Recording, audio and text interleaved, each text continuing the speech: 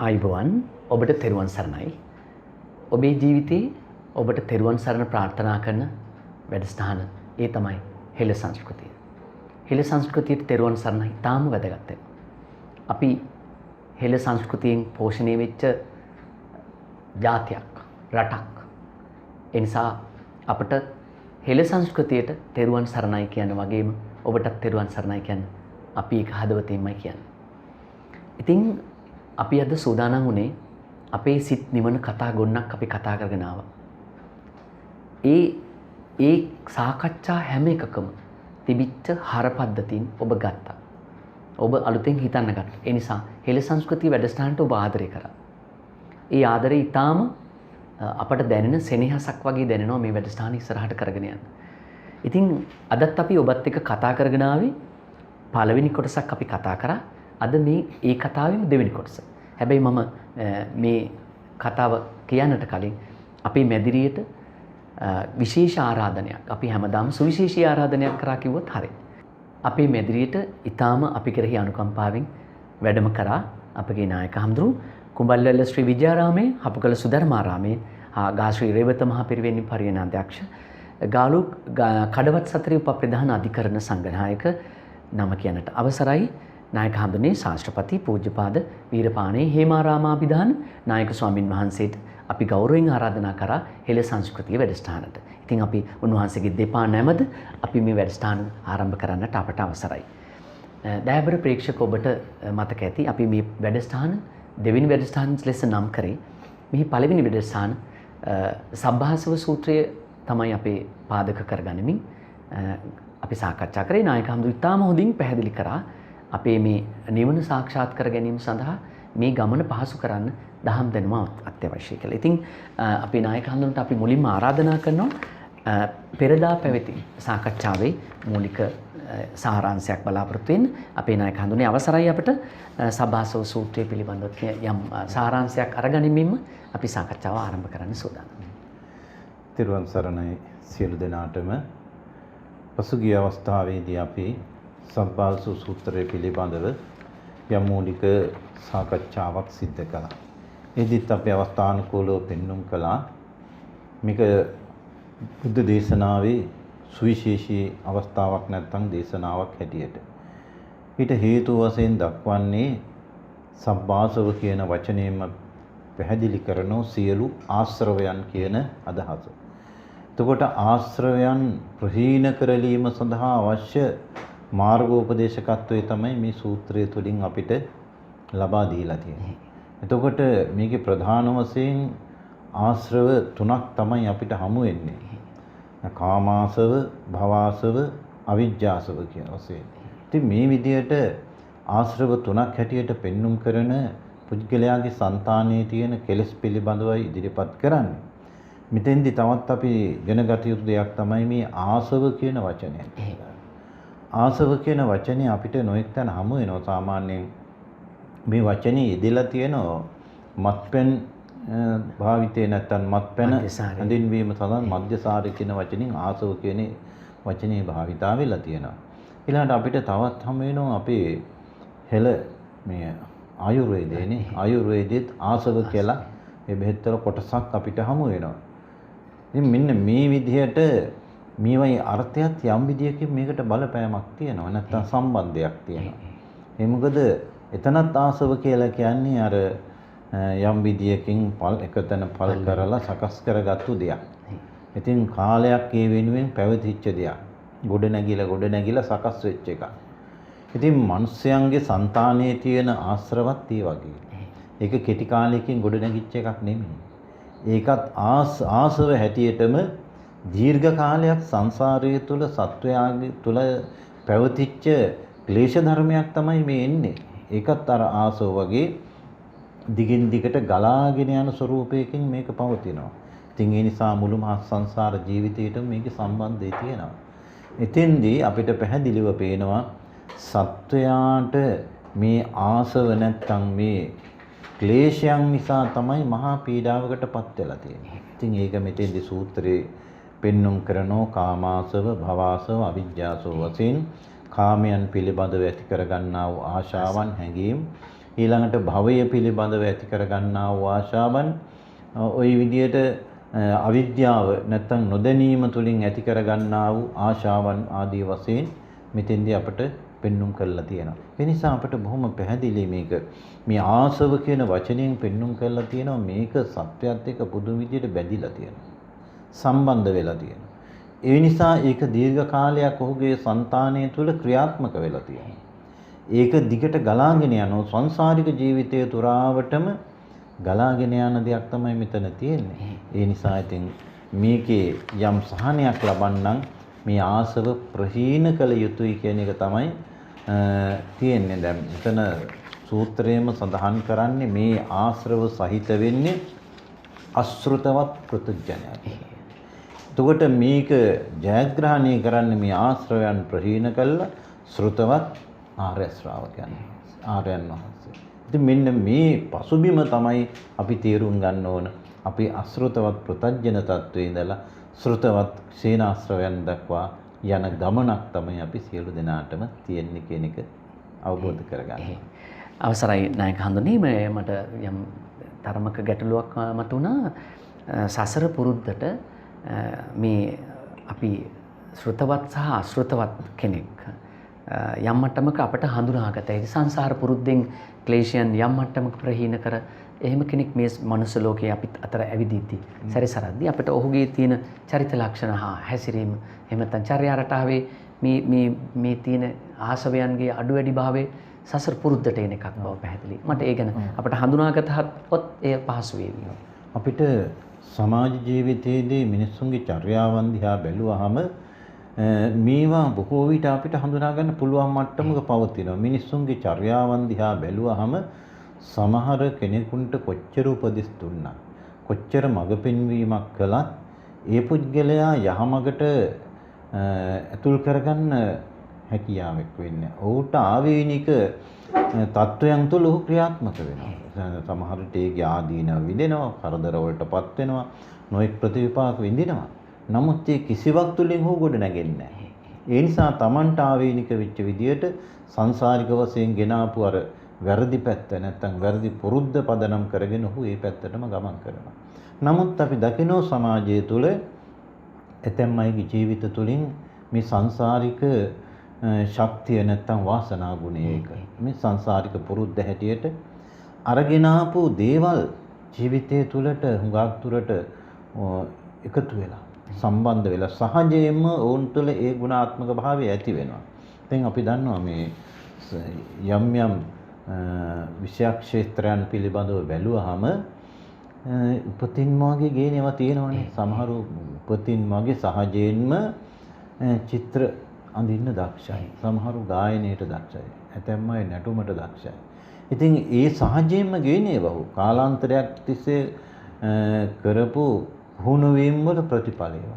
ඒ වගේ යහපත් ගුණධර්ම ආරක්ෂා කරගෙන ප්‍රතිපත්තිගරුකව ගොඩනැගිච්ච ජීවිත තියෙනවා. ඉතින් ඒ සංසාරේ ආපු අයගේ ජීවිතවලේ සංයත භාවය අපිට දකින්න පුළුවන්. බොහොම හොඳ මිනිස්සු. බොහොම සංවර වෙච්ච මිනිස්සු. ආගමට ධර්මයට අනුව ගත කරන මිනිස්සු හිත සංවර වෙච්ච සංසුන් වෙච්ච ජීවිත ගත කරන අය අපි සමාජය තුළ දකිනවා. අන්න ඒ ශක්තිය මේ ජීවිතයෙන් ඇති කරගත්ත පමණක් නෙමෙයි. ඔහු සංසාරික වශයෙන් පුරුද්දක් හැටියට ඇති කරගෙන ආපු යහපත් බව තමයි මේ ජීවිත වලින් අපිට හමු වෙන්නේ. නායක හඳුනී අපි මේ සූත්‍රයේ පුරාම තාම සාකච්ඡා වෙන කාරණයක් තිබුණා යෝනිසෝ මනසිකාරය පිළිබඳව සහ අයෝනිසෝ මනසිකාරය පිළිබඳව. දැන් අපි මේ ආසවයන් සහිත පුද්ගලයෙක් Tamanට පංචේන්ද්‍රයන්ගෙන් ඇතිවෙන්නා වූ යම් මට්ටමක අකුසල මූලයක් Tamanට පැන නැගුණොත් එය හඳුනා ගනිමින් එහෙම නැත්නම් ඒ නොසලකා හරිමින් යෝනිසෝ මනසිකාරය හෝ අයෝනිසෝ මනසිකාරය මේ පිළිබඳ පැහැදිලි කිරීමක් කරගන්නට අවශ්‍යයි. වසන්ත මහත්මයා අපිට මෙතෙන්දී බොහොම වැදගත් වෙන මේ සූත්‍රයේ නිර්දේශ කරන කාරණේ තමයි යෝනිසෝ මනසිකාරය කියලා කියන්නේ.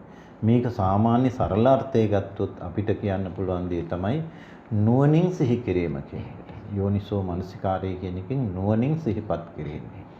අපේ ජීවිතය හා සම්බන්ධ සියලුම කටයුතු වලදී අත්‍යවශ්‍ය දේ තමයි මේ නුවණින් සිහිපත් කිරීම, සිහි කරලා බැලීම කියන එක. එතකොට ඉන්ද්‍රිය ක්‍රියාකාරීත්වයත් අනිත් සෑම දෙයක් පිළිබඳවම පුද්ගලයෙකු තුළ අවශ්‍ය වෙන දේ තමයි මේක. දැන් මෙතෙන්දී අපිට හමු වෙන දේ තමයි මේ නිර්වාණගාමී ප්‍රතිපදාවක් පුරන පුද්ගලයා. ඒ පුද්ගලයාගේ ජීවිතය හා සම්බන්ධ සියලුම ක්‍රියාදාමය ගොඩනගෙන්න ඕන යෝනිසෝ මනසිකාරය. යෝනිසෝ මනසිකාරයෙන් යුක්තව ක්‍රියා කරන පුද්ගලයාට තමයි ජීවිතේ කළ යුත්තේ මොකද්ද නොකළ යුත්තේ මොකද්ද කියන එක තීරුම් ගන්න පුළුවන්කම තියෙනවා. සිහි කරන්න ඕන මොනවද සිහි නොකරන්න ඕන මොනවද කියන එක තීරුම් ගන්න පුළුවන්කම තියෙනවා. නමුත් අයෝනිසෝ මනසිකාරය නැත්තම් නුවණින් සිහිපත් නොකිරීම තුළ ඒ පුද්ගලයාට කවදාවත් හැකි වෙන්නේ නැහැ මේ නිවැරදි මාර්ගයට එකතු වෙන්න. එයා දන්නේ මොනවද සිහි කරන්න ඕන කියලා. එයා දන්නේ මොනවද සිහි නොකරන්න ඕන කියලා. ඒ නිසා සිහි කළ යුතු දේ සිහි කරන්නේ නැහැ. සිහි නොකළ යුතු දේ සිහි කරනවා. ඒ තුලින් ඔහු මහ විශාල විපතකටපත් වෙනවා. ඒ නිසා දැන් අපිට විශේෂයෙන්ම යෝනිසෝ මනසිකාරය කියන තවත් ගැඹුරට කල්පනා කළාම මේ බුද්ධ දේශනාව බුදුරජාණන් වහන්සේ පෙන්වුම් කළ නිවන් මඟ තමයි අපිට සිහිපත් කරන්න තියෙන්නේ. එතෙන්දී ප්‍රධාන වශයෙන් චතුරාර්ය සත්‍ය පිළිබඳව අවබෝධයෙන් යුක්තව කටයුතු කරන්න ඒ පැත්තට අවශ්‍ය හැඟීම අවබෝධය ඇති කරගෙන කටයුතු කිරීම තමයි මෙතෙන්දී අවශ්‍ය වෙන්නේ. ඒ නිසා මේ යමක් පිළිබඳව තීරණයකට ලැබෙන හොඳ අවස්ථාවක් තමයි යෝනිසෝ මනසිකාරය. දැන් අපි හුඟක් දෙනෙක් කලකී දේවල් ගැන අවසානයේ හිතලා කල්පනා කරලා සමහර විට දුක් වෙනවා. පීඩාවටපත් වෙනවා. නැත්තම් අනේ මේක නොකළා නම් හොඳයි කියලා හිතනවා. නමුත් ඒක කල්පනා කරන්න තිබුණේ ඊට ඉස්සෙල්ලා. යෝනිසෝ මනසිකාරයෙන් කටයුතු කළා නම් වැරදි දෙයකට ඒ පුද්ගලයා යොමු වෙන්නේ නැහැ. ඒක අවබෝධයෙන් කරන දෙයක්. තමන් කරන කෙනදී අවබෝධයෙන් යුක්තව නුවණින් දැකලා මේක හරි මේක නිවැරදි කියලා අවබෝධ කරගෙන කටයුතු කරන්න ශක්තිය ඔහුට ලැබෙනවා. ඒ නිසා නිවන් මාගේ ගමන් කරන පුද්ගලයාට අත්‍යවශ්‍යම සාධකයක් බවට පත් වෙනවා. ඒ අදාළ දේ පිළිබඳව නුවණින් සිහිපත් කරලා හොඳ දේ අනුගමනය කරන්නත් වැරදි දේ ප්‍රතික්ෂේප කරන්නත් කියන මේ කරුණු දෙක වෙනුවෙන් තමයි මේ ගුණ ධර්මය අපිට අවශ්‍ය වෙන්නේ. අපි තේරුම් ගන්නවා. නායක හඳුනේ දැන් ආසව එක තැන පල්වි කාලයක් තිබී එය අපට හානිකරදායකට අපේ සිතිවිලි වලට හානිකරදායකට මට්ටමට එන මේ අකුසල මූලයන් මෙසේ වන්නේ මේවා පහ කරගන්න අවශ්‍ය කරන කාරණා. එහෙම නැත්නම් දුරු කරගන්නට අවශ්‍ය කරන ක්‍රමවේදයක් මේ සූත්‍රය ඉතාම හොඳින් පැහැදිලි කරනවා. අපි ඒ කොටසට යන්නට අවසරයි. දර්ශනයෙන් පහ කළ යුතු ආසව මොනවාද කියන පළවෙනි කාරණේ විග්‍රහ කරමින් අපි ඉස්සරහට. දර්ශනය කියන වචනයත් එක්කම අපිට බොහොම තේරුම් ගන්න පුළුවන්කම තියෙනවා. දර්ශනය කියලා කියන්නේ දැකීමටනේ. හොඳ දැකීමෙන් යහපත් වූ දර්ශනයෙන් යහපත් වූ දැකීමෙන් යුක්තව අපේ సంతානය තුල තියෙන ආශ්‍රවයන් පහ කළ යුතුයි කියන එක මේ දේශනාවේ පෙන්눔 කරන මූලිකම කොටස. මෙතන කොටස් 6ක් හැටියට බුදුහාමුදුරුවෝ ඉදිරිපත් කරනවා. ඒ 6න් පළවෙනි එක තමයි දස්සනා පහතබ්බා කියලා කියන්නේ. දර්ශනයෙන් නැත්තම් දැකීමෙන් පහ කළ යුතු ආශ්‍රවයන් තියෙනවා.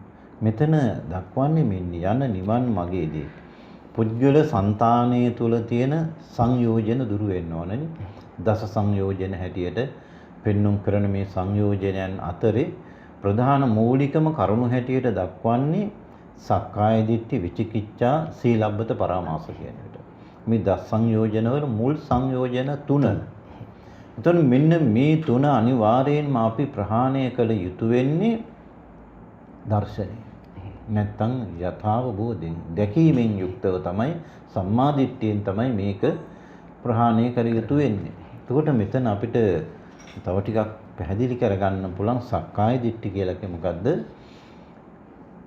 ආත්ම දෘෂ්ටිය. නැත්තම් තමන් පිළිබඳව මම මගේ කියන ආත්මීය සංකල්පය. ඒක තමයි මෙතන පුද්ගලයා තුළ බොහොම බරපතල විදියට බලපාන්නේ. ඒ දෘෂ්ටියකට එකතු වීම නිසා පුද්ගලයා විශාල වශයෙන්ම අගාධයකට යනවා. ඒ නිසා අර දැන් බුදුදහමේ පෙන්눔 කරන්නේ මේ දෘෂ්ටිගත වීම තරම් නිවනට බාධා වෙන වෙනත් දෙයක් නැහැ කියලා කියනවා. කරණීයමෙත්ත සූත්‍රයේ දක්වන්නේ දිට්ඨිංච අනුපගම්ම නේ. දිට්ඨිංච අනුපගම්ම සීලවා දසනේන සම්පන්නෝ. දෘෂ්ටියකට එළඹෙන්නේ නැතුව තමයි දර්ශන සම්පත්තියට එකතු වෙන්න ඕනේ. මොකද දෘෂ්ටිය කියලා කියන්නේ? විවිධ දෘෂ්ටි තියෙනවා. දැන් බුදුහාමුදුරන් කාලේ තිබුණ දෙසටක් මිත්‍යා දෘෂ්ටි. ඒ කවර හෝ දෘෂ්ටියකට පුද්ගලයා එළඹීම තුළ එයා කල්පනා කරනවා ඒකම තමයි හරි. මේකම තමයි නිවැරදි දෘෂ්ටිය. මේක තමයි හරිදී කියලා කල්පනා කරලා ඒ තුළට ඇලී ගලී වාසය කරන මට්ටමට යනවා. ඒන් පිට ලෝකයක් ගැන එයා මොකුත් හිතන්නේ. ඊට එහා යමක් තියෙනවා කියලාත් එයා හිතන්නේ. ඒ නිසා සක්කාය දිට්ඨිය තුළින් ඒ පුද්ගලයා විශාල අගාධයකට ගමන් කරනවා. දෙවෙනි එක තමයි විචිකිච්ඡාව කියන්නේ. සැකය. ඒකට කියන බුද්ධ ආදී අටතන සැකය කියලා. බුද්ධ ධම්ම සංඝ ත්‍රිවිධ රත්නය ආදී මේ කරුණු පිළිබඳව සැක තිබුණොත් කවදාවත් මේ පුද්ගලයාට මේ මාර්ගයේ ගමන් කරන්න බෑ. ඒ නිසා සැකේ දුරු වෙන්න ඕන. දැන් අපි ගමනක් බිමනක් යනකොට ඊ යන ගමන නැත්තම් මේ පාර හරියට දන්නේ නැත්නම් ඒ ගමන යන්න බෑ. ගියත් මහා සැකතනේ කොහෙන් වරකේද කොහොම වේද කොයි පැත්තට යයිද මුකුත්ම නොදැන තමයි මං මුලා වූ ස්වરૂපයෙන්ම තමයි උට ඒ ගමන යන්න සිද්ධ වෙන්නේ. එතකොට ඒ ගමන සාර්ථක නෑ. ඒ නිසා සැකයකින් තොරව ඒ පිළිබඳ අවබෝධයක්, ඒ පිළිබඳ විශ්වාසයක් ඇතුව ගමන් කරන්න. එහෙම වුණොත් තමයි මේ ගමන යන්න පුළුවන්කම තියෙන්නේ. එතකොට තුන්වෙනි එක තමයි සීලබ්බත පරාමාස කියලා කියන්නේ. එතනින් කියන්නේ මේ තමන් යන මාර්ගයේ පිළිබඳ හරි අවබෝධයකින් හරි දැනුමක් ලබා ගත්තාම ඒ පුද්ගලයා ඊට පිටස්තරව සොයන්න දෙයක් නැහැ. යමෙක් කල්පනා කරනවනේ දැන් මේක අනුගමනය කරනවා මීට වෙනත් වෙනමක් තියෙන්න පුළුවන්. මේ වෙනත් නිවන් මාර්ගයක් තියෙන්න පුළුවන්. පිට ශාසනයකත් මේවා තියෙන්න පුළුවන්. එහෙම කියලා කල්පනා කරලා මේ තමන් අනුගමනය කරන ප්‍රතිපදාවට එහා ගිය තත්වයන් ගැනත් කල්පනා කරලා යනවනම් එතකොට මෙතනින්ම මේ මාර්ගය ඔහුගේ සිඳිලා ගිහිල්ලා ඉවරයි. අර දැසගත්තා වූ අවබෝධයකින් මේ මාර්ගයට අවතීර්ණ වෙන්න ඕන. ඍජු මාර්ගයක ගමන් කරන පුජ්‍යලයක බවට පත් වෙන්න ඕන. එහෙම නැතුව මෙතනත් නිවන් මාර්ගය තියෙන්න පුළුවන්. සමහරට මීට පිටස්තරවත් වෙන ශාසනවලත් මේ නිවන් මඟ තියෙන්න පුළුවන්. ඒ නිසා ඒවත් හොයන්න ඕන. එහෙම කියලා කල්පනා කරනවා. එතකොට මේ පිළිබඳව ස්ථිර අවබෝධයක් ඔහුට නැහැ. ස්ථිර පිළිගැනීමක් මෙතන නැහැ. ඒ නිසා අන්න ඒ தත්වයක් නිර්වාණයට බාධාවක් වෙනවා. එතකොට මේ සියල්ල මේ සක්කාය දිට්ඨි විචිකිච්ඡා සීලබ්බත පරාමාස කියන මේ සංයෝජන ත්‍රයම ප්‍රහීන කළ යුතු වෙන්නේ දර්ශනයෙන් යුක්තව. අන් යථාවබෝධයෙන් යුක්තව මේක ප්‍රහීන කළ යුතුයි කියන එක තමයි මේ සූත්‍රයේ බුදුහාමුදුරු අපට පැහැදිලි කරලා දෙන්නේ. අවසරයි නායක හඳුනේ ආශ්‍රවයන් පහ කළ යුතු ආකාරය පිළිබඳව ඊටම දර්ශනයෙන් පහ කළ යුතු ආකාරය පිළිබඳව පැහැදිලි වුණා. මේ පිළිබඳ දෙවෙනි කාරණයට යන්න අවසරයි සංවරයෙන් පහ කළ යුතු. සංවර කියන වචනේදී අපි සිත කය වචන කියන අපි පුංචි කාලේ ඉඳලා සංවර කරගත්තේ සිත කය වචන කියන තුන්දොර. ඊට එහා සංවරයක් අත්‍යවශ්‍යයිද පහ කරන්නට ආශ්‍රවයන්. මෙතන මේ කාරණේ දෙවෙනි කාරණේ හැටි සංවරා පහතබ්බාසවා කියලා තමයි සූත්‍රයේ සඳහන් කරන්නේ. සංවර වීම තුලින් මේ ආශ්‍රවයන් ප්‍රහීන කළ යුතුයි කියන්නේ. වසන්ත මහත්මයා සඳහන් කරපු විදිහටම මෙතන ඊට වඩා යම් ගැඹුරක් තියෙනවා. ඒ තමයි අපි මේ ලෝකේ ජීවත් වෙනකොට අපි ඉන්ද්‍රිය ගෝචර ලෝකයක තමයි ක්‍රියාත්මක වෙන්නේ. ඇස, කන, දිව, නාසය, ශරීරය, මනස කියලා මේ ඉන්ද්‍රිය ෂඩින්ද්‍රයන් හැටියට සඳහන් කරනවා. ඊළඟට මේවට අරමුණු වෙන ගොදුරු හැටියට දක්වන නැත්නම් අරමුණු හැටියටත් එහෙම නැත්නම් ගොදුරු හැටියටත් පෙන්වුම් කරන දේ තමයි රූප, ශබ්ද, ගන්ධ, රස, ස්පර්ශ ධර්ම කියන ඒවා. මෙන්න මේවත් එක්ක තියෙන ගැටුමක්, මේවත් එක්ක තියෙන අන්‍යෝන්‍ය සම්බන්ධයක් නේ මෙතන තියෙන්නේ. ලෝකයේත් එක්ක අපි ගැටෙනකොට, ලෝකයේත් එක්ක කටයුතු කරනකොට ඇහැට රූපය හසු වෙනවා. කනට ශබ්දය හසු වෙනවා. මේ විදිහට ඉන්ද්‍රිය ගෝචර ලෝකයක තමයි අපි ක්‍රියාත්මක වෙන්නේ. මෙතනින් තියෙන ලොකුම බරපතල ගැටලුව තමයි අපි මේවත් එක්ක මහා ප්‍රබල විදියට බැඳිලා ඉන්නවා. දැන් අපි ඇසින් රූපයක් දැක්කහම දැකපු රූපේ පිළිබඳව නිකන් රූපයක් කියලා අපි ඒක හිතලා ඒක අතාරින්නේ නැහැ. රූපේ කෙරේ ආශා ඇති කරගන්න. රූපේ කෙරේ බැඳෙනවා. බැඳිලා ඉවර වෙලා අපි එහෙ සම්බන්ධව නොඑක් සිතුවිලි ඇති කරගෙන හොඳයි යහපත් කියලා ආදි වශයෙන් ඒ ගැන කල්පනා කරනවා. ඒ විදිහට මුළු ෂඩින්ද්‍රිය පිළිබඳවම පුද්ගලයා තුළ බැඳීම් සහිත ආකල්ප මතුවෙනවා. ඉතින් දැන් මේකේ භයානකම තමයි මෙහෙම ගිහිල්ලා කවදාවත් නවතින තැනක් නැහැ. මේ ආශාවන් පංචකාමයේ පිළිබඳව තියෙන ආශාවන් කවදාවත් තෘප්තිමත් නැහැ. අතෘප්තිමත්ව ලෝකයේ තුල ක්‍රියාත්මක වෙන්න සිද්ධ වෙනවා. එහෙනම් මෙන්න මේ අඩුපාඩුව දුරු කරගන්න තමයි මෙතනම මේ සංවරා පහතබ්බා කියලා සඳහන් කරන්නේ. මේව සංවර කර ගැනීමෙන් ප්‍රහීන කරන්න. ඒකෝ දැන් සංවර කරගන්නවා කියන එකෙන් අදහස් කරන්නේ ඇහෙන් රූප නොබල ඉන්න එක, කනින් ශබ්ද අහන්න නැතුව ඉන්න එක නෙමෙයි. ඒව කෙරෙහි ඇතිවන ආශාවන් අඩු කරගන්න. ඒවයි ඇලෙන්නේ නැති ස්වභාවය ඇති කරගන්නවා. දැන් අපි කලින් සාකච්ඡාවේදීත් අපි මතක් කළා වගේ මතක සිහිපත් කරන්න පුළුවන්. බුදුහාමුදුරුවෝ රහතන් වහන්සේලා ආර්යයන් වහන්සේලා පිළිබඳව සඳහන් කරනකොට උන්වහන්සේලාගේ ඉන්ද්‍රිය ක්‍රියාකාරීත්වය තිබුණා. නමුත් උන්වහන්සේලා රූපයක් දැක්කාම දිත්තේ දිට්ඨ මත්තන්නේ ඇහුණා නම් සුතේ සුත මත්තන් ඒ ඇසීම් මාත්‍රයක් විතරයි. ඒක රූප මාත්‍රයක් විතරයි උන්වහන්සේලාට. ඒ ක්‍රියාසයන් සුඛ වශයෙන් දුක්ඛ වශයෙන් උපේක්ෂා වශයෙන් අල්ලගන්න ග්‍රහණය කර ගැනීමේ අවශ්‍යතාවයක් නැහැ. නමුත් අර අසෘතවත් ප්‍රත්‍යඥයට වෙලා තියෙන්නේ මේ සෑම දෙයක් කෙරෙහිම බොහොම බරපතල විදියට බැඳෙනවා. ඇලෙනවා. ඇලීම තුළ අර අසංවරව තත්වයේ තුළ තමයි මේ තත්වයට අගාධයට ගමන් කරන්නේ. එහෙනම් අපිට මේ ඉන්ද්‍රිය ගෝචර ලෝකේ ජීවත් වෙන අපිට ඉන්ද්‍රිය සංවරය කියන එකයි අවශ්‍ය වෙන්නේ. මෙතන කියන්නේ සංවරාපාතබ්බා කියන්නේ ඉන්ද්‍රිය සංවර කර ගැනීම තුළින් තමයි මේ ආශ්‍රවයන් පහ කරගන්නේ. කවදාවත් කෙනෙකුට මේව ලබලා දැන් සල්ලි තියන අය, ධනෙ තියන අය, පුළුවන් අය වැඩියෙන් මේව ලබන්න හිතලා. එහෙම ලබලා ලැබීම තුලින් සන්තෝෂ වෙන්න පුළුවන් කියලා හිතනවා නම් ඒක තමයි මෝඩකම. අවසරයි පංචකාම සම්පත්තියෙන් විඳීමෙන් තෘප්තිමත් වෙන්නේ නැහැ කියන එක. කවදාවත් එහෙම වෙන්නේ නැහැ. ඒක දැන් අර සූත්‍රයේ සඳහන් කරනවා ඌනෝ ලෝකෝ අතිත්තෝ තණ්හා දාසෝ. තෘෂ්ණාවට දාසෙක් වෙච්ච මේ ලෝකේ ඌන කියලා කියන්නේ මදි. උච්ච සම්පatti වුණත් මදි. ඒ වගේම අතිත්තෝ තමන් විඳපු මේ පංචකාම සම්පත් තුලින් තෘප්තිමත් වෙන්නේ නැහැ. ඉතින් ඒ නිසා මෙතන ජයග්‍රහණය කරන්නේ කොහොමද? මේ ලෝකේ ලබන්න පුළුවන් දේවල් ලබලා තෘප්තිමත් වෙන්න බෑ කියන අවබෝධයයි වැදගත්. බුද්ධාම හැමතැනම අවබෝධයට නිමුල් තැන දෙන්නේ. යම් කිසි කෙනෙක් තීරුම් ගන්නවා නම් මේව පසුපස ගිහිල්ලා වැඩක් නැහැ. මේක මිරිඟුවක් පසුපස යනවා වගේ යන වැඩක්. ඒ නිසා මේ ගමනින් වැඩක් නැහැ කියලා තීරුම් අරගෙන අවබෝධයෙන් එකෙන් ඉවත් වෙනවා නම් අන්න එතන තමයි මේකේ තියෙන සාර්ථකත්වය. දැන් අර ඉන්ද්‍රිය භාවනා සූත්‍රයේදී පරාසරිය බවුනට බුදුහාමුදුරුවෝ දේශනා කරන්නේ දැන් බුදුහාමුදුරුවෝ මේවා ඉන්ද්‍රිය සංවරය ගැන කියන්නේ පරාසරිය කියනවා. එහෙනම් ඉතින් වහන්සේ කියන විදියට අන්ධ පුද්ගලයා, කන් ඇහෙන්නේ නැති පුද්ගලයා, කතා කරන්න බැරි පුද්ගලයා ඒගොල්ලෝ ඉඳුරන් වඩපු අය. ඒගොල්ලොන්ට ඒව ලැබෙන්නේ නැහැ. ඉතින් ඒ නම් ඒ අය වඩන ලද ඉන්ද්‍රියන් නැති අයද කියලා අහනවා පරාසරිය. ඉතින් බුදුහාමුදුරුවෝ පැහැදිලි කරලා දෙනවා ඒක නෙමෙයි.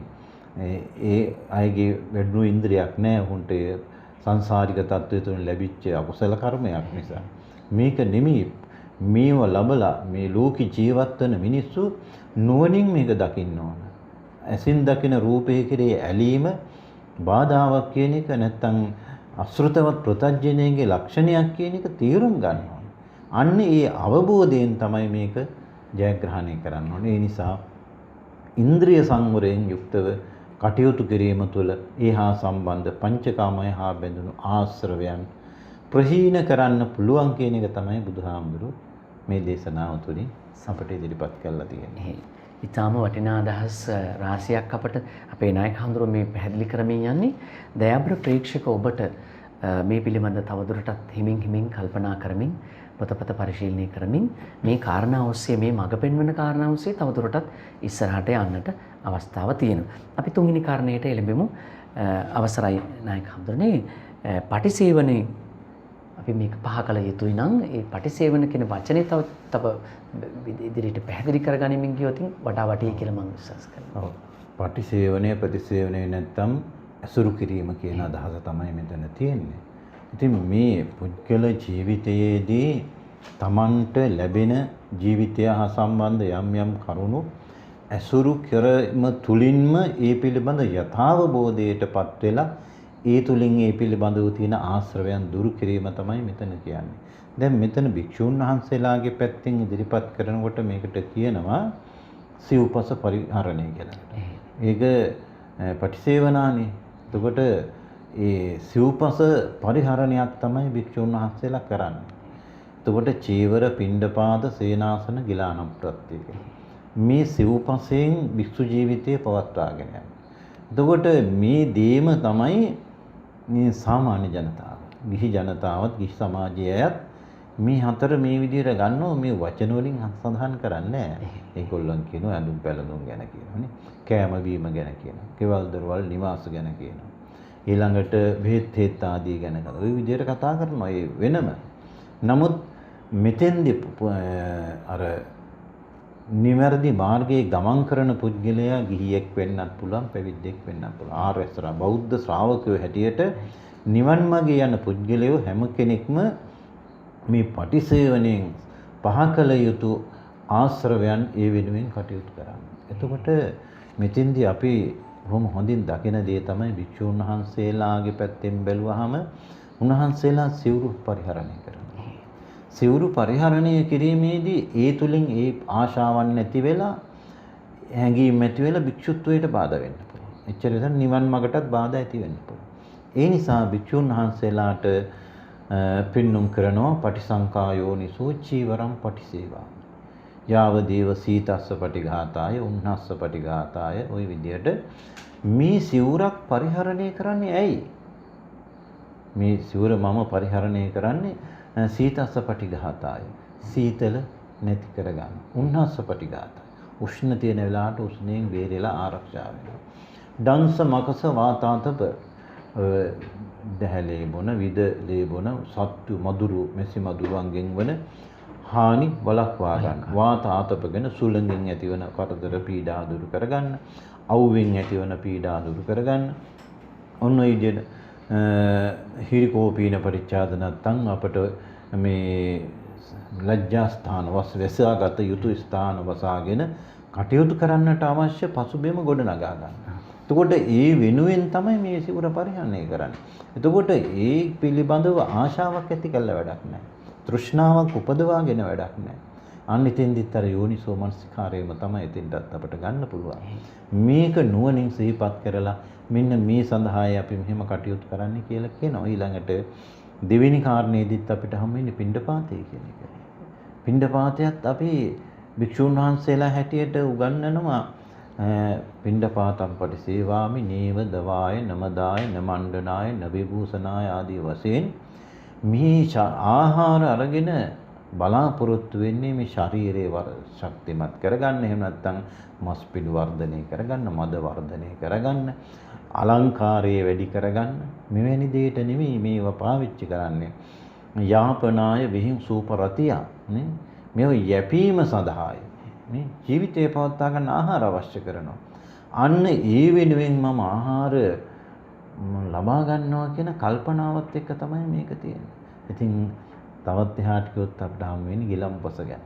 ඊළඟට දහත් බෙහෙත් ඔය මේ ඔක්කොම පිළිබඳව අපි නුවණින් කල්පනා කළ යුතු වෙන්නේ අර විදියට. ඉතින් මේම අපි එදිනදා ජීවිතය සම්බන්ධ වෙන එක. මේ සියල්ල පරිභෝග කරන්නේවනේ. එතකොට ගිහි පැවිදි කියලා වෙනසක් නැහැ. ගිහි සමාජය ගත්තොත් ගිහි සමාජයත් ආහාරය වෙනුවෙන් අනවශ්‍ය විදියට ඇලිලා ගැල්ලා ගිහිල්ලා ගියොත් එයාගේ අරමුණු වෙනස් වෙනවා. ඇඳුම පැළඳුම පිළිබඳ අනවශ්‍ය ආශාවන් නැති කරගෙන ක්‍රියාත්මක වුණොත් එයාගේ අරමුණ වෙනස් වෙනවා. ඊවල් දරවල් එහෙමයි. අනිත් සෑම බෙහෙත් හේත් උනත් හැම දෙයකටම Tamanට අවශ්‍ය ප්‍රමාණයට එහා ගිය දේවල් ගැන කල්පනා කරලා තෘෂ්ණාවෙන් යුක්තව කටයුතු කිරීම තුළ වැරදි පැත්තකට යොමු වෙනවා. ඒ නිසා මෙන්න මේ Taman පරිහරණය කරන දේම නුවණින් කල්පනා කරලා බලලා නිවැරදිව යොදා ගැනීම තුළ තමයි අපිට මේ සංවර භාවය තුළින් මේ ආශ්‍රවයන් දුරු කරන්න පුළුවන්කම ලැබෙන්නේ. තාම පැහැදිලි අපිට මේ කාරණය දයාබර ප්‍රේක්ෂක ඔබත් අපි මේ හතරවෙනි කාරණේ පැහැදිලි කරද්දී ඔබට පැහැදිලි වෙන්න ඕනේ අපේ ක්ලේශයන් එහෙම නැත්නම් අපි ගාව තියෙන ආසවයන් ක්‍රමක්‍රමයෙන් පහ කරගන්නට පියවරෙන් පියවරට ඔබේ ජීවිතයට ලං කරන මේ දහම් කරුණු ඔබේ ජීවිතයට ලං කරගත යුතුමයි. එසේ නොවන්නේ නම් එක තැන පල් වෙමින් කැකෑරෙමින් මධ්‍යසාර වෙන ඔබේ ආසයන් ඔබේ ජීවිතේ මේ ලෝකයටම බැඳ තබා ගන්නවා. ඊළංකාරණයට යන්න කලින් අවසරයි නායක හඳුන්නේ අපිට කෙටි විවේකයකට යන්න. දයාබර ප්‍රේක්ෂක ඔබේ අදහස් දක්වන්න හරිදේ ටීවී ගාල්ල කාර්යාලය අබේසිකර ලීබඩු මාලිගයේ උඩුමහල ලබුතුව ගාල්ල 077 321 39 66. අපි මද විවේකයකට ගිහිල්ලා එනවා. හේල සංස්කෘති වැඩසටහනෙන් මේ දහම් කතිකාවත සිත නිවන්නට උපකාර වනවා පමණක් නොව ඔබ මේ සසරෙන් නිවාලන්නට මුදවාලන්නට උපකාර වෙන සදාම් සාකච්ඡාවක්. මේ සදාම් සාකච්ඡාව සාර්ථක කරගන්නට අපගේ නාහිම්පාණන් වහන්සේ අද අපේ මෙදිරියට වැඩම කරා. උන්වහන්සේ තාම සුමුදුර ආකාරයෙන් තා පැහැදිලිව සරලව ඔබට මේ ආසවයන් එමෙතන් සබ්භාසවයන් සියල්ල පහ කරන්නේ කෙසේද යන්න පිළිබඳව අත ඊටාම විග්‍රහයක් හොඳ විග්‍රහයක් කරමින් යන්න. අපේ නායක හඳුනට අපි ආරාධනා කරනවා අපි දෙවෙනි කොටස ආරම්භ කරන්නට මෙසේ අවසරයි අපේ නායක හඳුනි. අදිවාසණයෙන් පහ කළ යුතු ආසවයන් පිළිබඳව අපි දැන් අද කතා දැන් මේ මොහොතේ හතරවෙනි කාරණේ විදිහට සලකාගෙන තියෙන්නේ මේක අපිට තත් චුට්ටක් පැහැදිලි කර දෙන්න. ඔව්. හොඳ ආත්මයන් දෙන්දී අර ආශ්‍රවයන් ප්‍රහීන කිරීමේ ක්‍රම අතරේ තවත් වැදගත් එකක් තමයි මේ අදිවාසනා පහතබානි. ඒ අදිවාසනය කියලා කියන්නේ මේ ඉවසීම කියන අදහස් සාමාන්‍ය පාලි වචනය ගත්තොත් මේ අදිවාසන කියලා කියන්නේ ඉවසීම කියන අදහස. ඉතින් ඒ නිසා මේ යෝගාවචරයාට නැත්තම් මේ නිවන් මාගේ ගමන් කරන පුද්ගලයාට මේ අදාළ ප්‍රතිපදාවන් අනුගමනය කිරීමේදී ඇතිවන යම් බාධක තියෙනවා. ඒ බාධක හැම කෙනෙකුටම ඒ කාලානුරූපව ඇති වෙන ඒවා. ඒ කියන්නේ බාධක වලින් තොරව ජීවිත නැහැනේ. එතන නිවන් දකින්න නැත්තම් කොච්චර ප්‍රතිපදාවන් පුරන කෙනෙක් වුණත් එයාට ඒ බාධක ඇති වෙනවා. ඒ බාධක ජය ගන්නට හැකියාව ශක්තිය ඒ පුද්ගලයා තුළින් ගොඩ නැගෙනවා. අවසරයි නැකන්ද මට කිටි ප්‍රශ්නයක් අහන්න. අපි මේ නිවන් මාර්ගට ප්‍රවේශ වීමේදී නැත්තම් මේ දහම් මාගේ ගමන් කිරීමේදී දහම් දැනුම භාවිත කරමින් අපි පිළිබඳ විදර්ශනා කරමින් මේ ගමන් කරද්දී අපට ක්ලේශයන්ගේ බාධා වගේම මායාගේ බලපෑමක් අපිට නිතරම කියන මාර බලපෑමක් මේ ඇති වෙන්නේ. මොකද මේ මාර්ගයට පිවිසෙන කෙනාට බාධා කරන්න මායя බලා සිටිනවා කියන මේ කාරණේ මට චුට්ටක් පැහැදිලි කරගන්න. ඔව් දැන් බාධා කියුවාම ගොඩක් අපිට දැන් මේ සූත්‍රයේ මෙතන සඳහන් කරන විදිහට බාහිර වශයෙන් පෙන්눔 කරන බාධක තමයි මෙතන කියන්නේ අවු ඇති සොරන් වගේ දේවල්. මෙසේ මధుර ආදී සියල්ල මේ සියල්ල ඉවසන්න ඕන කියන එකේ පුද්ගලයා. දැන් වසන්ත මහත්මයා සඳහන් කරපු විදිහට බුද්ධ චරිතයේත් නැත්නම් බෝධිසත්ව චරිතයේත් අපිට හුඟා අහන්න ලැබෙන සිද්ධියක් තමයි මායාවෙන් ඇතිවෙච්ච බාධාවන් කියන එක. නමුත් ඒකම අපිට පේනවා මේ මාර සේනා හැටියට සඳහන් කරන්නේ වෙනත් දෙයක් නෙමෙයි කෙලස් වලින් යුක්ත ස්වභාවයක් කියන එක. දැන් විවිධ ආකාරයෙන් විවිධ නම් වලින් ඒක හඳුන්වලා තියෙනවා. දැන් බුදුහාමුදුරන්ගේ බුදු වීම පිළිබඳව සඳහන් කරපු තැන්වල සමහර තැනක තියෙනවා පංචමාරේ පරාජිත්වා පත්තෝ සම්බෝධි මුක්තවා. මෙතන කියන පස්මරුන් පරදවල බුදු නැහැ කියලා. තව තැනක කියනවා දසමාර සේනාව පරාජය කළා බුදු බව ලැබුවයි කියලා. එතකොට මේ මාර පරාජය කියන එකෙන් අදහස් කරන්නේ වෙන දෙයක් නෙමෙයි. මේ තමන්ගේ අරමුණට අදාළව තමන් තුළින්ම ගොඩනැගිච්ච බාධා අභ්‍යන්තරික වශයෙන් කෙලස් කියන தত্ত্বය තුළ ක්‍රියාත්මක වෙන தত্ত্বයන් තමයි මෙතන තියෙන්නේ. ඉතින් අනිත් සියල්ලටම වඩා මහා ප්‍රබල බාධකයක් තමයි මේවයින් එන්නේ. අනිත්‍ය යම් යම් විදිහේ සමනය කරගත්තත් කෙලස් වලින් ඇති වෙන බාධා සමනය කරගන්න අපහසුයි. ඒක අර දීර්ඝ කාලයක් තිස්සේ බලපෑමක් ඇතුව ශක්තිවත්ව ගොඩනැගිලා පවතින දේවල් හැටියට. ඒ නිසා අන්න එවැනි බාධකත් අපිට තියෙනවා. ඒ වගේම තමයි මෙතන මේ අදිවාසනා පහතබ්බා කියන එකෙන් මේ යෝගාවචර පුද්ගලයාට ඇතිවන බාධක තියෙනවා. දැන් තමන් යම් කිසි භාවනාවක යෙදලා ඊට අදාළ කටයුතු වල යෙදෙනකොට ඔහුට සිද්ධ වෙනවා සමහරට අවුවෙන් පීඩා විඳින්න. ඒ වගේම වැස්ස පීඩා විඳින්න සිද්ධ වෙනවා. දැන් ඒ මොකෝ මෙයාට තියෙන්නේ අරඤ්‍යගතව, රුක්ක මූලගතව, ශුඤ්ඤාගාරගතව ඔයවැනි තැනක ඉඳගෙන මේ තමන්ගේ අභිප්‍රායන් සපුරා ගන්න කටයුතු කරනකොට ওই බාධා වලට මුහුණ දෙන්න සිද්ධ වෙනවා. ඊළඟට මෙසි මදුරු ආදී නපුරු සත්වයින්ගේ විවිධ කරදර බාධා කරන විවිධ පුද්ගලයෝත් ඉන්න පුළුවන්. දැන් අර කරණීයමිත්ත සූත්‍රයේ නිදානියත් කියන්නේ ඒත් යෝගාවචර භික්ෂුන් වහන්සේලාට ඇතිවෙච්ච බාධා. එයයි වෙන දෙයකට මේ වනාන්තරගත වුණේ නැහැ. භාවනා කරන්න. කර්මස්ථාන වඩන්න අය ඇත්තෝ වනාන්තරගත වුණේ. නමුත් මේ දෙවියන්ගේ අමනුෂ්‍ය කොටස් වලින් යම් යම් බාධා පැමුණුණා කියලා සඳහන් වෙනවා. ඉතින් ඒ විදිහට භාවනාව කරන පුද්ගලයාට නැත්නම් මේ නිවන් මාර්ගට අවශ්‍ය ප්‍රතිපදාවන් පුරන පුද්ගලයාට බාධාවක් නැති වෙනවා. නමුත් ඒවා අදිවාසනා පහතබ්බා සවා කියලා සඳහන් කරන්නේ මේව ඉවසීමෙන්ම නැති කරන්න ඕනේ. මේ කියන්නේ මේ වයින් ඇතිවන බාධා අපි හිතමු උදාහරණයක් හැටියට මදුරුවන්ගෙන් ඇතිවන බාධාව කෙනෙකුට කරදරයක් නේ භාවනාවකට.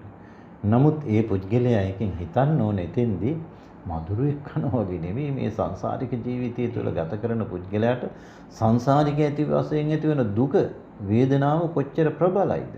හීතලක් දැනිලා හීතලෙන් ඇති වෙන පීඩාව, ශරීරයට උෂ්ණයක් දැනිලා සුළඟක් වැදිලා එහෙම නැත්නම් ඒ වගේ බාහිර දෙයක් තුලින් මතුවෙන බාධාවට වඩා සංසාරික වශයෙන් අපි කොච්චරම මේ දුක්ඛදායක තත්වයකදී කොච්චර දුරට අපි පීඩාවෙන්ද සංසාරික වශයෙන් ගත කරන්නේ. ඒ නිසා මේ තත්වය ගැන හිතලා අපි පුළුවන් තරම් අරව ඉවසන්න පුරුදු වෙනවා. අවු ඉවසන්න ඕන.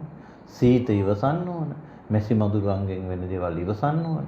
ඒවා ඉවසගෙන තමන්ගේ අරමුණට අදාළව කටයුතු කරන්න ඕන. එහෙම නැති වුණොත් අරව පස්සේ අපි වැඩි අවධානයක් යොමු කළොත් ඒව නැති තැන් හොයාගෙන යන්න ගියොත් කවදාවත් හම්බ වෙන්නේ නැහැ.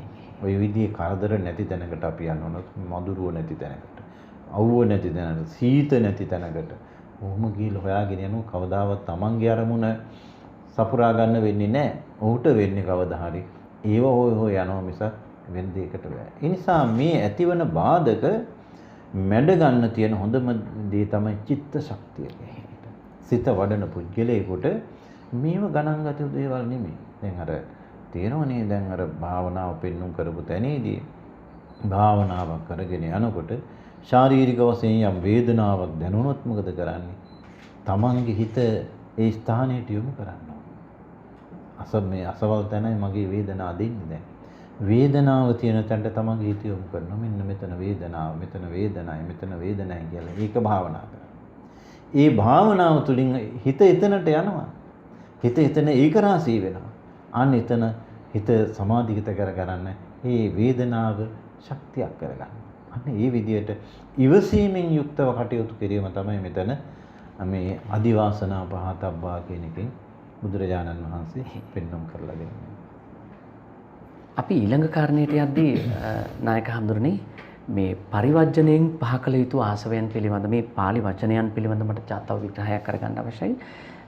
අපි දැන් අපිට මේ ශ්‍රී සද්ධර්මයේ pāli භාෂාවෙන් දේශනා කොට වදාළ හේයින් එහෙම නැත්නම් මෙහි තියෙන අට කතාවන් හෝ ඒ ටිප්පණියන් අර්ථයන් සාමාන්‍ය ගිහි කෙනෙකුට පරිශීලනය කරගැනීමේදී යම් යම් දහම් ගැටලු වලට මුහුණ පාන වෙනවා. මොකද මේ ඒ වචනේ ඔවුන්ට පාරිභාෂික නෑ. ඔවුන්ට ඊතර ලංව නෑ. ඒක යම් නිවනට බාධාවක් නිසා මම අර බාධා කියන වචනේත් එක්ක මෙතෙන්ට ගත්තා. පරිවර්ජණයෙන් පහ කළ යුතු ආශ්‍රයයන් පිළිබඳ පැහැදිලි කරන ගමන් නායක හඳුනේ අපේ දයාබර ප්‍රේක්ෂකයන්ට මේ ගැටලුව ඊටාම හොඳින් දැනෙන්න පුළුවන්. මෙතෙන්දී අපි තේරුම් ගන්න ඕන මේ දේශනාවම තියෙන pāli භාෂාවෙන්නේ.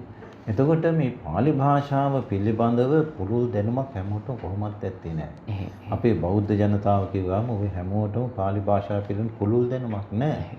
නමුත් පරිශීලනයේ තුලින් වසන්ත මහත්මයා කියපු විදිහටම පරිශීලනයේ තුලින් යම් දැනුමක් තියෙනවා. ඒ නිසා සමස්තයක් වශයෙන් මේක තේරුම් ගන්න හැකියාව තියෙනවා. දැන් අපි pāli දන්නේ නැහැ කිව්වට අපේ ගිහි බෞද්ධ ජනතාව දිහා බැලුවාම මේ අය පාලියෙන්නේ ඔක්කොම කරන්නේ. පන්සල් සමාදන් වෙන්නේ ඔක්කොම පාලියෙන්නේ.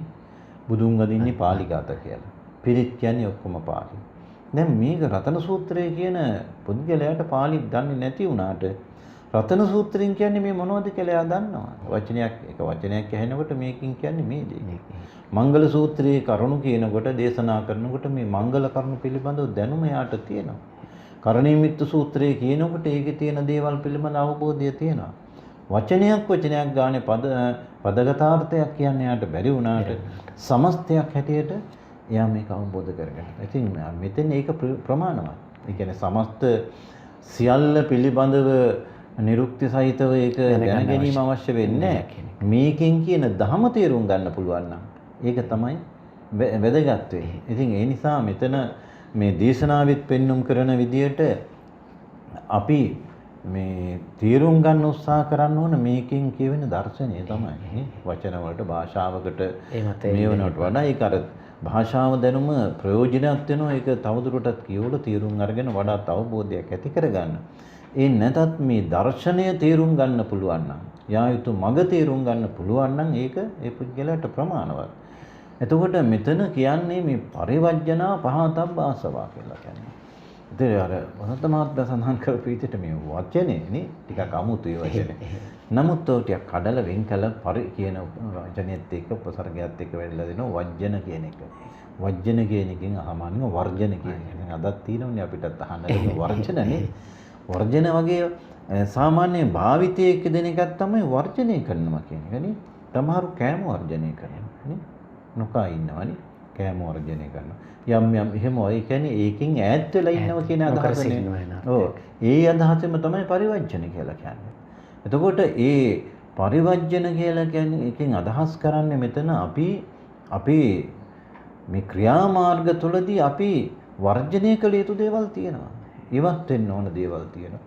අපේ ජීවිතය හා සම්බන්ධ නොයෙක් කරුණු අනවශ්‍ය දේවල් තියෙනවා. එතකොට අපිට සත්තු වශයෙන් ගත්තාම සත්තුන් හා සම්බන්ධව මේ ඔවුන්ගේ නැතිවන කරදර පීඩා පැත්තෙන් වෙන්න පුළුවන්, බාධක පැත්තෙන් වෙන්න පුළුවන්. ඒ සියල්ලම අපි වර්ජනය කරන්න ඕන. අපේ ගමනට බාධාවක් න ะ. සත්වයකින් වෙන්න පුළුවන්, ස්ථානයකින් වෙන්න පුළුවන්, පුජ්‍යලයකින් වෙන්න පුළුවන්, පුද්ගල චර්යාවකින් වෙන්න පුළුවන්. එවැනි දේවල් අපි වර්ජනය කරගන්න. දැන් අපි මංගල සූත්‍රය අරගෙන බැලුවොත් මෙහෙම අසේවනාච බාලාන මොකක්ද එතකොට තියෙන්නේ? බාලයෝ වර්ජනය කරලා නේ? ඇයි වර්ජනය කරන්නේ? ඒ වර්ජනය කරන්නේ එවැනි පුද්ගලයෝ ආශ්‍රය කිරීම අපිට මහා හානියක් වෙනවා. ඒ නිසා දෙලෝ නැති කරනවා අපිට. ඒ ආශ්‍රය. ඒ නිසා අපි එතෙන්දී වර්ජනයක් කරන්න එතන. අන්නේ විදියට මෙතෙන්දිත් ඒක තමයි කියන්නේ විවිධ සත්තු නිසා, ප්‍රදේශ නිසා, පුද්ගල ක්‍රියාකාරීත්ව නිසා දැන් ප්‍රතිරූප දේශ වාසෝච සුදුසු ප්‍රදේශයක වාසය කරන්න ඕන. නුසුදුසු ප්‍රදේශ වර්ධනය කරන්න ඕන. නුසුදුසු ප්‍රදේශයක ජීවත් වීම තුළ අපි අරමුණට අදාළව ගමන් කරන්න බෑ. බාධක වැඩි. අපිත් පරිදි පැත්තකට යමු වෙන්න පුළුවන්. අපි නරක සිතුවිලි ඇති වෙන පුද්ගලයෙකු බවට පත් වෙන්න පුළුවන්. ඒ නිසා අපි సంతානිය තුල යහපත් බවක් ඇති කරගන්නකොට වර්ජනය කළ යුතු දේවල් තිබෙනවා.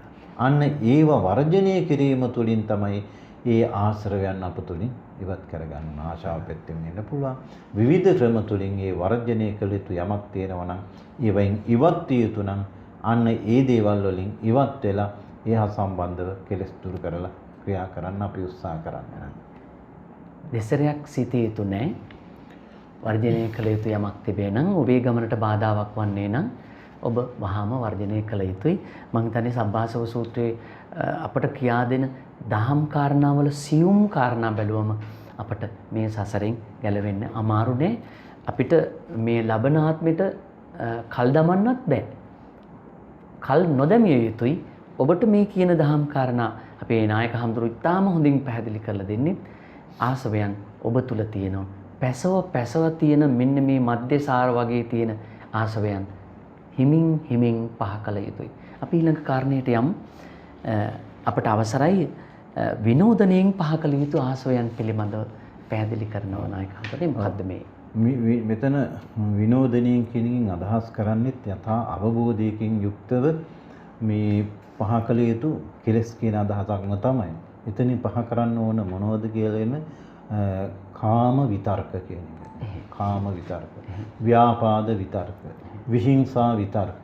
මෙන්න මේවා මේ අයින් කළ යුතු වෙනවා. එතකොට අයින් කරන්න ඕන කොහොමද කියලා මේ සූත්‍රයේ විනෝදනා කියන වචනයෙන් දක්වන්නේ මේවා පැවතීම තුළින් ඇතිවන හානිය දකින්න ඕන. නැත්තම් දොස් දකින්නවා කියලා කියන්නේ. දොස් දකින්නවා කියලා කියන්නේ මේකෙන් ඇතිවන පීඩාව අයහපත ගැන නුවණින් දකින්න ඕන.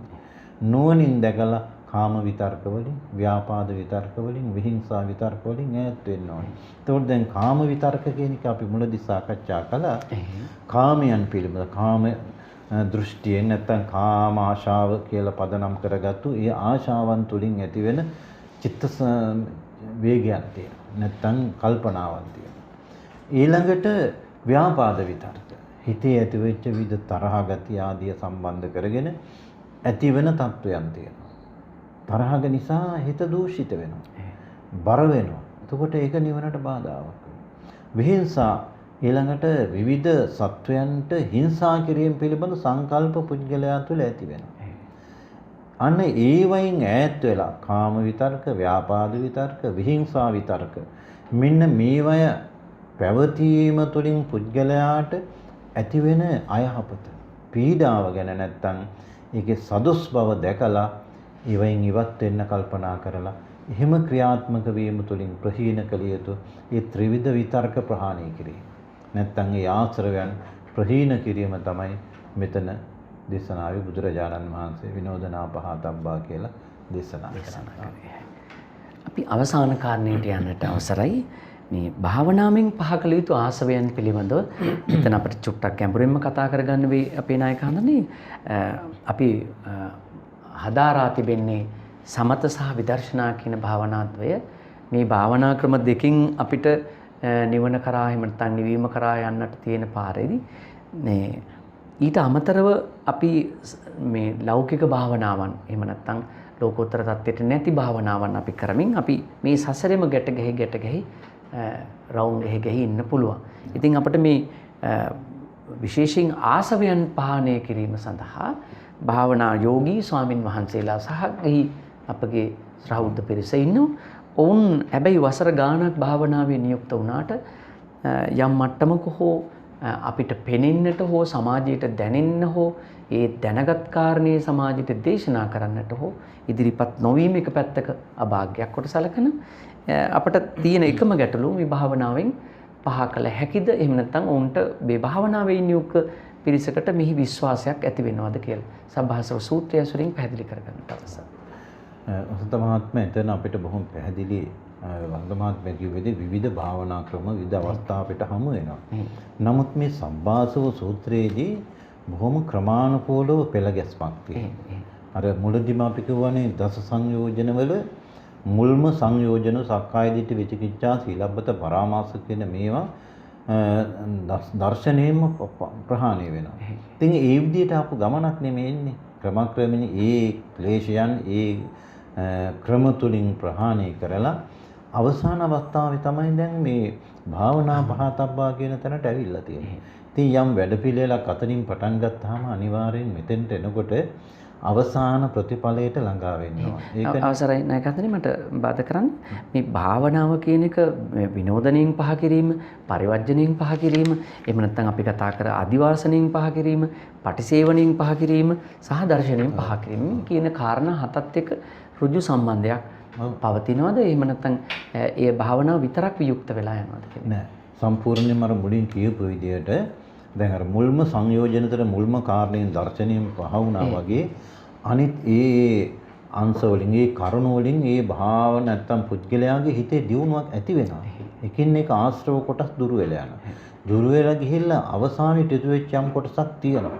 දැන් කියන්නේ ඒ හැම අනුගමනය කරපු ප්‍රතිපදාවක් තුලින්ම මේ වන විට දැන් ප්‍රතිඵල ලබලා තියෙනවා. නමුත් අවසාන ප්‍රතිඵලයට එළඹිලා නැහැ.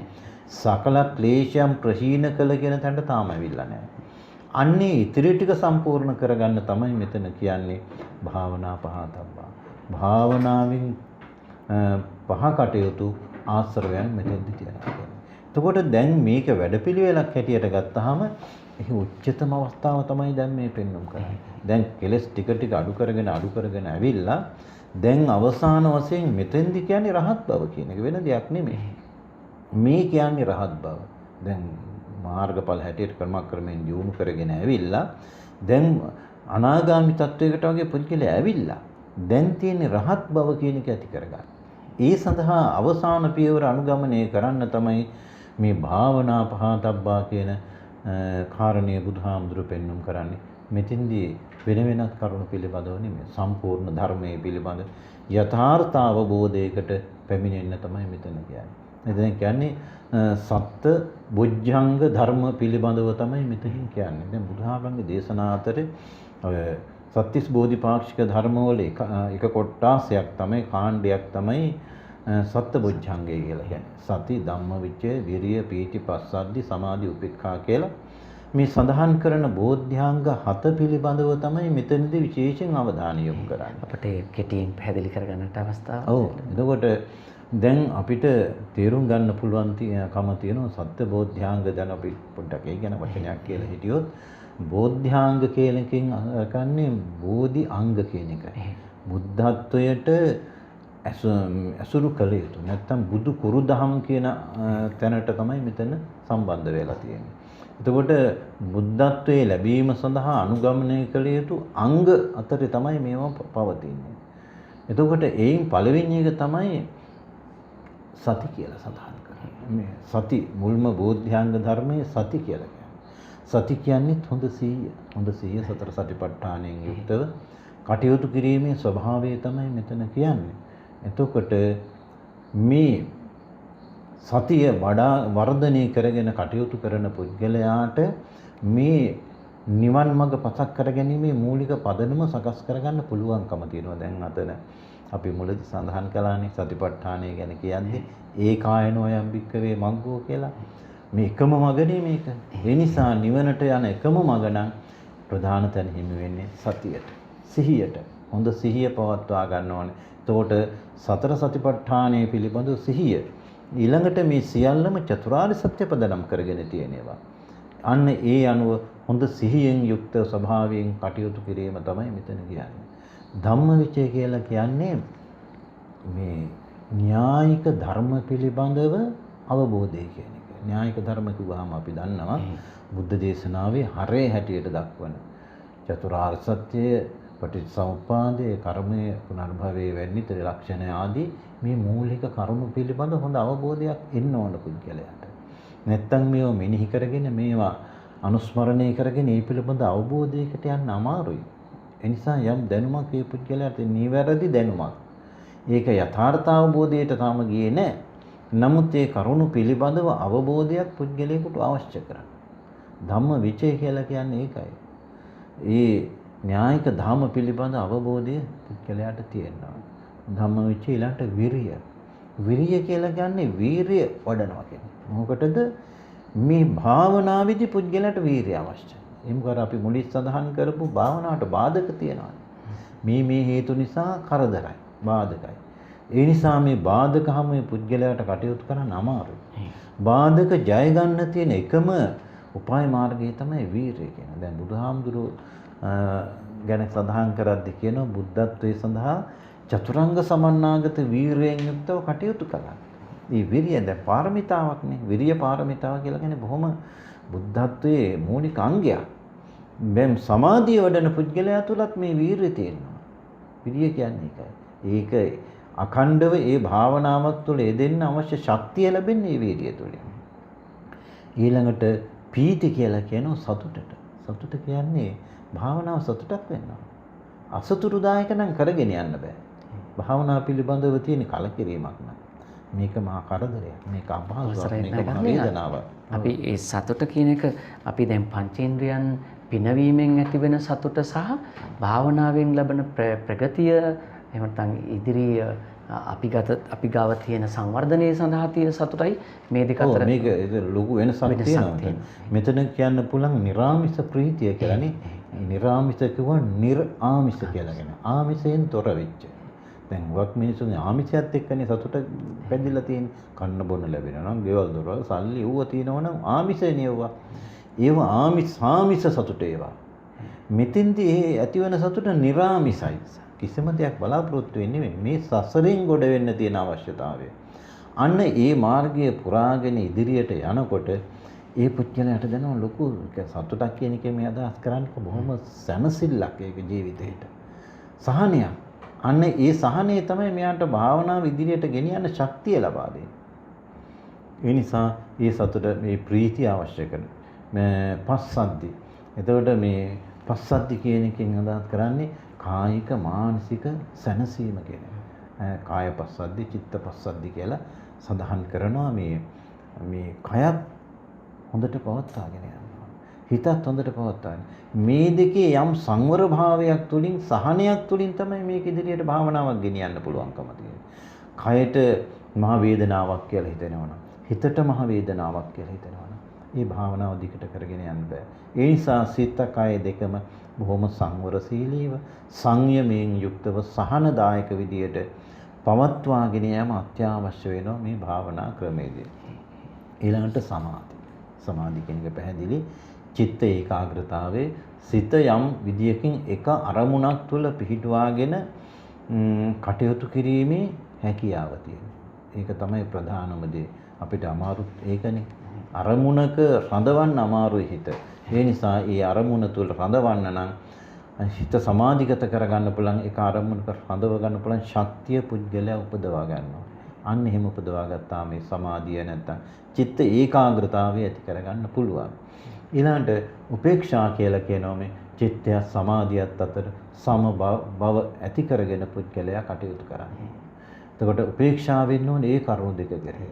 තමන්ගේ වීරිය සමාධිය පිළිබඳව උපේක්ෂා සාගතව කටයුතු කරමින් මේ මාර්ගයේ යෙදෙන්න පුළුවන් ශක්තිය උපදවා ගන්නවා. මෙන්න මේකට මේ සියලු කරුණු එකතු වුණාම මේකට කියනවා සත්ත බුද්ධංගය කියලා. එතකොට මේක තමයි අපිට බොහෝ සූත්‍රවලදීත් පෙන්වුම් කරන්නේ.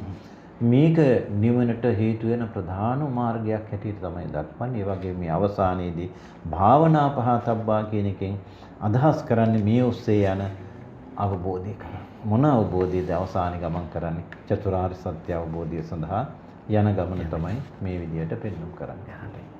අපට ඊටාම නිවැරදි සහ සරල දහම් කාරණා මේ අපේ නායක හඳුරු පැහැදිලි කරමින් ඉන්නේ. ඔබට මේ පිළිබඳව ගැටලු ඇති වෙන්න පුළුවන්. මේ දහම් ගැටලු කියන්නේ දහම් ගැටලු ඇති වෙන්න පුළුවන්.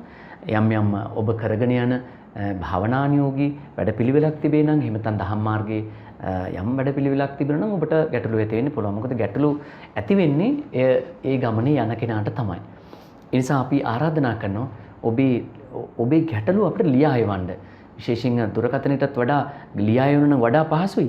හැබැයි ඔබ කාර්යබහුල නම් අපිට දුරකථන ඇමතුමක් දෙන්න. හරදි ටීවී ගාල්ල කාර්යාලයේ අබේසේකර ලීබඩු මාලිගයේ උඩුමහල ලබුතුව ගාල්ල ඒ ලිපිනේ 077 321 39 66 දුරකථනය. කතා කරන්න අපි ඔබ වෙනුවෙන් විවෘතයි. අපිට ඔබට පිළිතුරු දෙන්න පුළුවන්. ඉතින් අපි මේ සාකච්ඡාව ඔබගේ විමුක්ති මාර්ගය විශේෂයෙන් මේ ගමන නිමා කරන්නට හෙළ සංස්කෘතියෙන් ලබා දෙන දිවෞෂධයක් මෙය.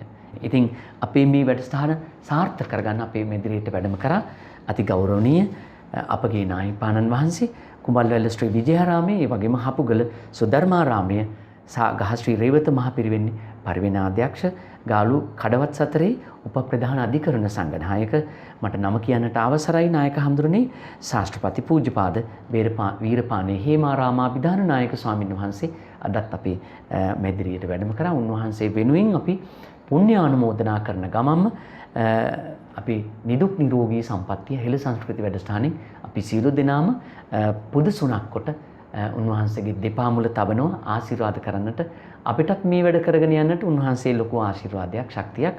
ඉතින් අපි මෙහිම පුණ්‍ය ආනුමෝදනා කරන ගමන්ම ඔබට අපි ප්‍රාර්ථනා කරනවා සුවබර ඒ වගේම මේ විමුක්ති මාර්ගයේ නිවන් මාර්ගයේ ගමන් කරන්නට ශක්තිය ධෛර්ය ලැබේවා බාධා දුරු වේවා කියලා ප්‍රාර්ථනා කරනවා. අපි නැවතත් දවසක හෙළ සංස්කෘතික වැඩසටහනින් මෙවැනි හරබර ඒ වගේම යථාර්ථවත් ඊටාම ගෞරවනීය වූ කතිකාවතක් ඔබට ගේන්නට සූදානම්. ඔබට අපි ආයුබෝවන් වේවා කියලා ප්‍රාර්ථනා කරනවා. ආයුබෝවන්.